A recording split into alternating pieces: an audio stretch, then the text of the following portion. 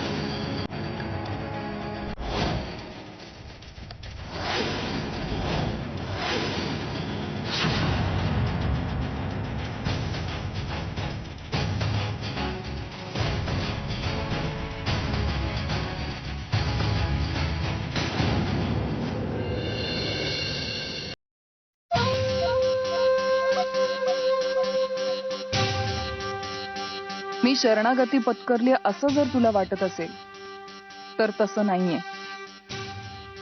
कारण खरी परिस्थिती अशी आहे की तू आपल्यातलं युद्ध ऑलरेडी हारलायस. कारण तुझा आणि मंजिरीचा संसार उद्ध्वस्त करण्याचं गोळा बारूद ह्या छोट्याशा पेनड्राईव्ह मध्ये. आता बघ, छोटा पॅकेट बडा धमाका.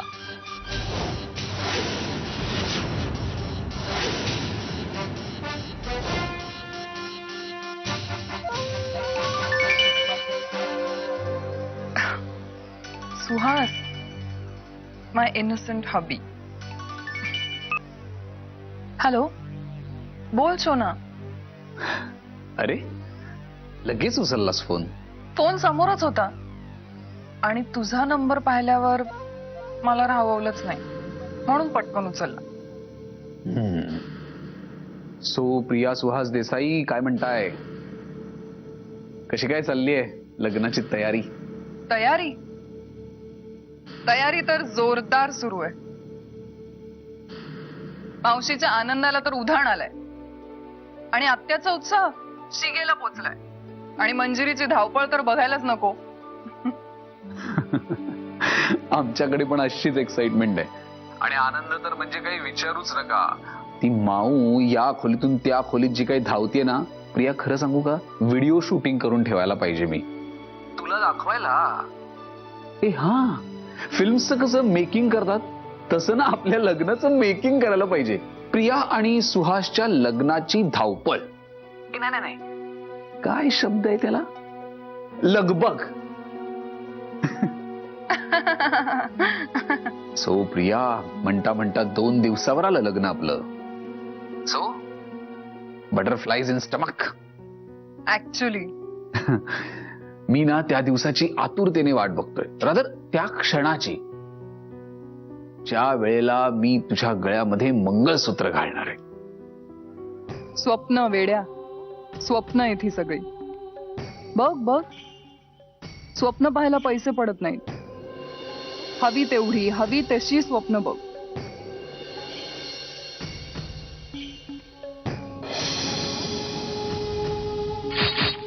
पण जेवढ्या लवकर या स्वप्नांमधून वास्तवात पाऊल ठेवशील ना, तेवढंच बरं आहे तुझ्यासाठी.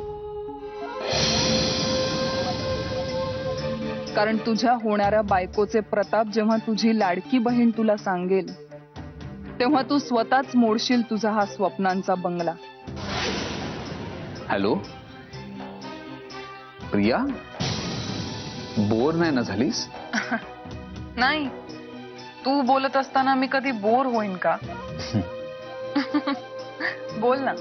अरे हो, मला आणखीन एक गोष्ट तुला सांगायची होती. म्हणजे ऍक्च्युली लग्नानंतरच सांगणार होतो, but you know my excitement. मी आपल्या हनीमूनचं पॅकेज फिक्स केलंय and we are going to Bali. That's great. आवडलं तुला? खूप आवडलं. प्रिया, आपण तिथे बालीमध्ये खूप मेमोरेबल आणि खूप स्पेशल क्षण एन्जॉय करणार आहोत तुझ्यासाठी. हा मावशी, मावशी आले. हा अरे सुहास, मला ना मावशी हाक मारते, मी तुला नंतर फोन करते, ठीक आहे? Okay, bye. Love you. I love you too. Take care. पक्का.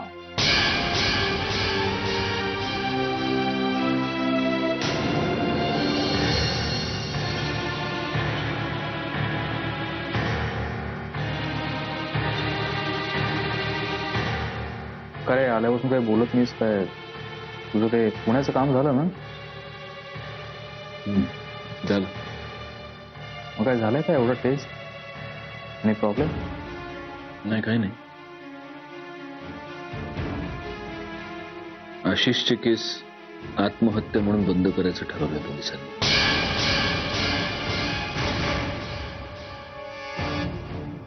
अरे भाई, चांगलं आहे ना तुझ्यासाठी? ती पोलिसांची कटकट मिटेल तुझ्या मागची. नाही व्यंग, आशिषनं आत्महत्या नाही केली, त्याचा खून झालाय.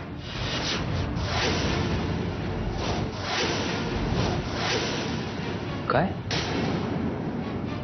आशिषचा खून? सत्यजित, एक मिनिट, मला खरं सांग, तुझ्यातून खरंच काही? व्यंग, वेडायस का तू? मी काहीही केलेलं नाहीये.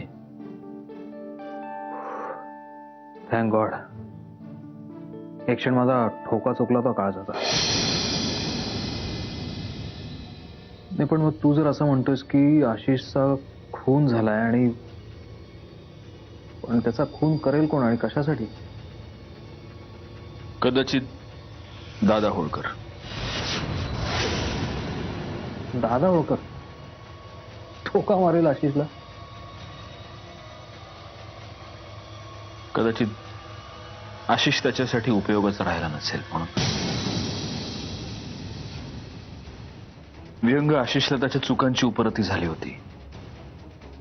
तो दोन्ही पायांनी पांगळा झाला होता, पण त्याची जगण्याची उमेद संपली नव्हती. म्हणजे मी जेव्हा त्याच्याशी बोललो तेव्हा त्याच्या बोलण्यातून असं कुठेच वाटलं नाही की त्याला आत्महत्या करायची. इनफॅक्ट आम्ही बोलत असताना जेव्हा जेव्हा त्या विषयाचा परिणाम सुरू झाला, जेव्हा तो आचके द्यायला लागला, तेव्हा त्याच्या डोळ्यात आश्चर्य होतं, धक्का होता. त्याला माहित नव्हतं की त्या दुधामध्ये विष आहे. मी कदाचित हे कुठल्याच कोर्टात सिद्ध नाही करू शकणार व्यंग, पण आशिषची ती शेवटची नजर मी कधीच नाही विसरू शकत.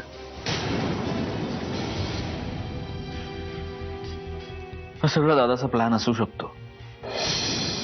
म्हणजे दादानी हे प्लॅन केलं असेल की मी आशिषला भेटायला जावं.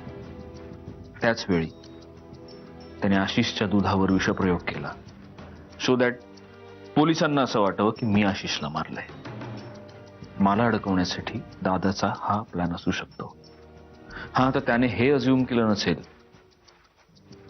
की आशिष मला मंजिरीबद्दल सगळं खरं खरं सांगेल.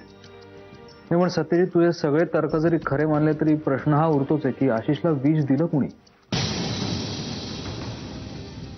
मला सांग, तू त्या घरात जायच्या आधी त्या घरात कोणी गेलं होतं? म्हणजे तू कोणाला पाहिलंच का? मी गेलो तेव्हा आशिष एकटा होता. तो दुधाचा ग्लास त्याच्या हातात होता.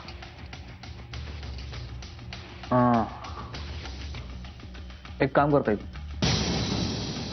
त्या सोसायटीचं जर रजिस्टर चेक केलं तर आपल्याला कळेल की तुझ्या आधी त्या घरात कोण येऊन गेले ते. व्यंग, अरे आशिष एका साध्या बैठ्या चाळीत राहत होता. कसली सोसायटी, कसलं रजिस्टर आणि कुठली सिक्युरिटी?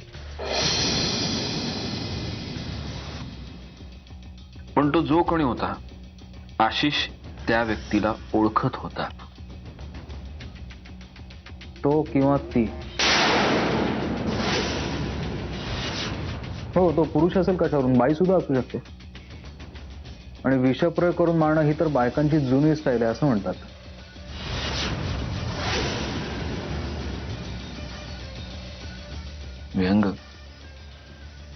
आपण आपल्या ऑफिसच्या बाहेरचा बोर्ड बदलूया. आपण जवळजवळ डिटेक्टिव्ह असल्यासारखे बोलत बसलोय. जोक सपाट सत्यजित, पण तुला आता जास्त अलर्ट राहावं लागेल. कारण दादा जेलमध्ये असूनही त्याचा जात संपत नाहीये. तू तिथे बसल्या बसल्या सुद्धा काही करू शकतो, एवढं लक्षात ठेवा.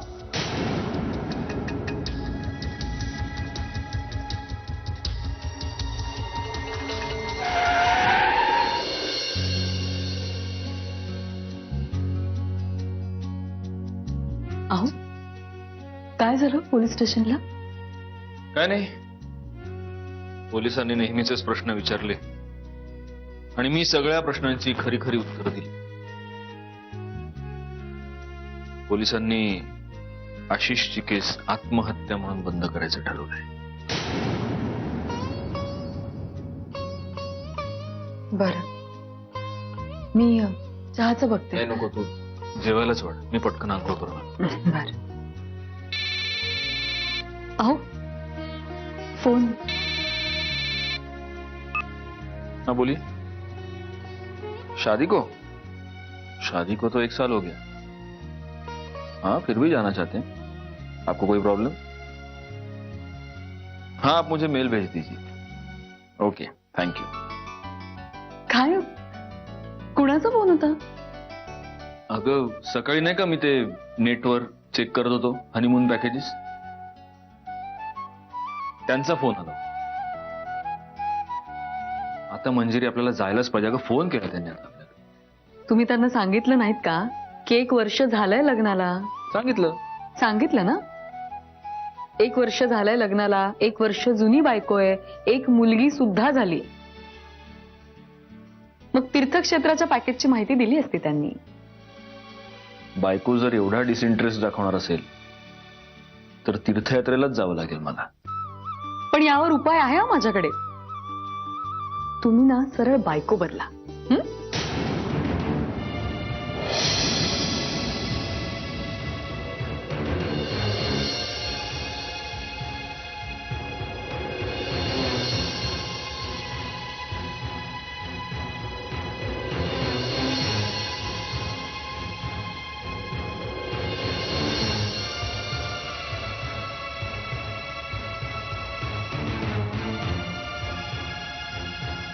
अहो असं बोलायचं ना परत कधी. सॉरी.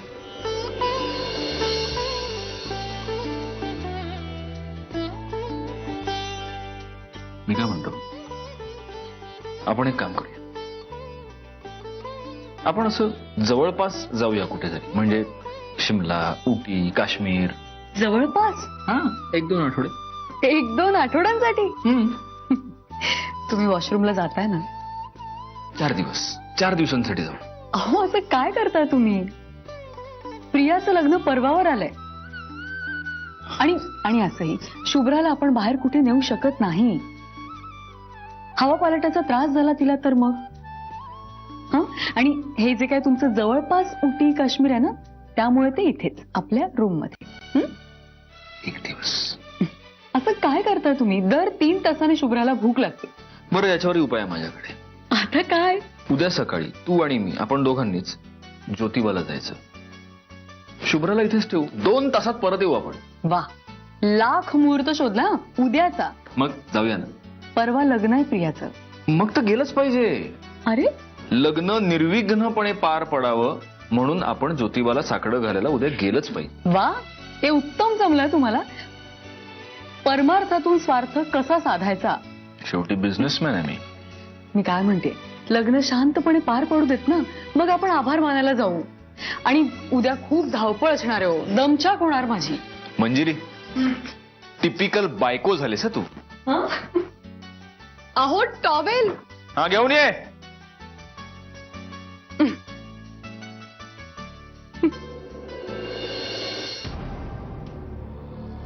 प्रिया, अगं बरं झालं इथेच भेटलीस. मी तुझ्याकडेच येत होते. बोल ना, काही काम होतं का? हा म्हणजे हे सांगायलाच येत होते की आजपासून लग्न होईपर्यंत तू माझ्या बरोबर माझ्या खोलीत झोपायचं. मावशी तुझ्या खोलीत?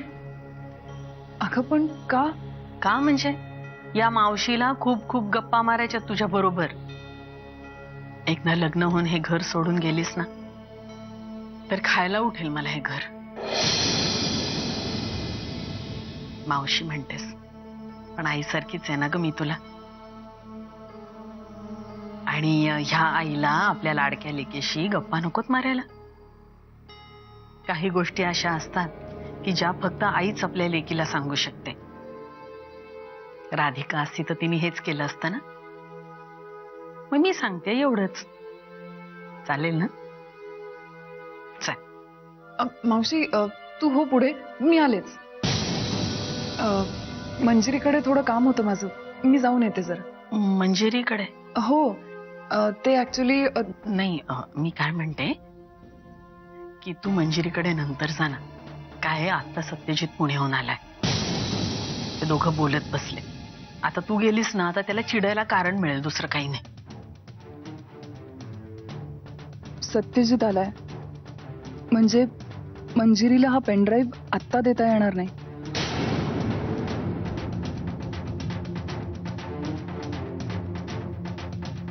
काय ग? नाही म्हणजे पटतंय का मी सांगतेय ते? हो पटतंय ना. तू अगदी बरोबर बोलतेस. मी नंतर जाते. चल आपण जाऊया. चल. माळा परफेक्ट लागल्यात. पण अरे हे बघ, ह्या बुकेच्या मागे हा धागा दिसतोय, हे बरं दिसतं का दिसायला? पहिला तो लपव आणि मग उरलेल्या माळा लाव. हा तसं करू नकोस. फॅन्टॅस्टिक, हे कॉम्बिनेशन क्लास आलंय. अरे पण ह्याचं काय, ही फायनल टचेस राहिलेत. तू जा पहिला तो स्प्रे घेऊन ये. अरे जा, ती फुलं राहू दे बाजूला राजा, जा पहिला स्प्रे घेऊन ये. तू इथे काय करतोयस? दिसत नाही मी काम करतोय? आणि काय बिनकामाची बडबड मला नाही बाबा करायला आवडत. माझी बिनकामाची बडबडच किती महत्वाची आहे हे तुम्हा मुधोळकरांच्या लक्षात आलं ना तर मग हे सगळं करायची वेळच येणार नाही. ए पनवती, हा तुला जे बोलायचं असेल ना ते स्पष्ट बोल. एक लक्षात ठेव, हे लग्न जरी प्रियाचं असलं ना तरी प्रोफेशनली हा इव्हेंट माझ्यासाठी खूप जास्त महत्वाचा आहे. त्यामुळे तो व्यवस्थित पार पाडणं ही माझी जबाबदारी आहे. वेगानी साधी में अब्दुल्ला दिवाना. आणि तुम्ही सगळे मुधोळकर मिळून लाख प्रयत्न कराल हे लग्न नीट पार पडावं म्हणून. पण जिचं लग्न आहे तिने ते लग्न नीट पार पडू दिलं पाहिजे ना. नेत्रा, डोक्यात जाऊ नकोस. मी आपल्या रूम मध्ये जाते.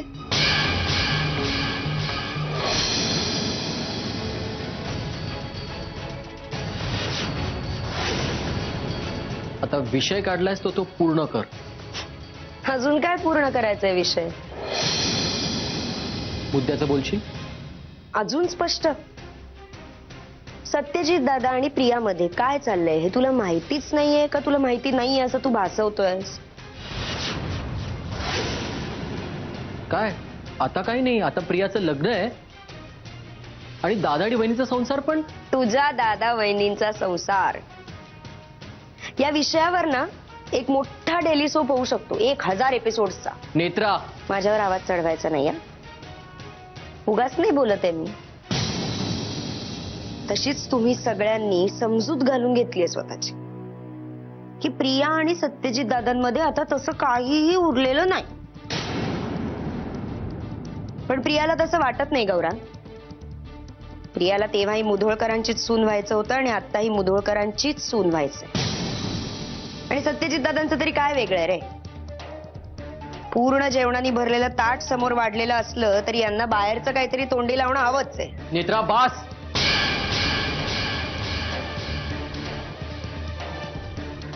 उगाच हॉलमध्ये तमाशा नकोय. तमाशा मी नाही करत आहे. तमाशा उद्या तुम्हा मुधोळकरांचा होणार आहे.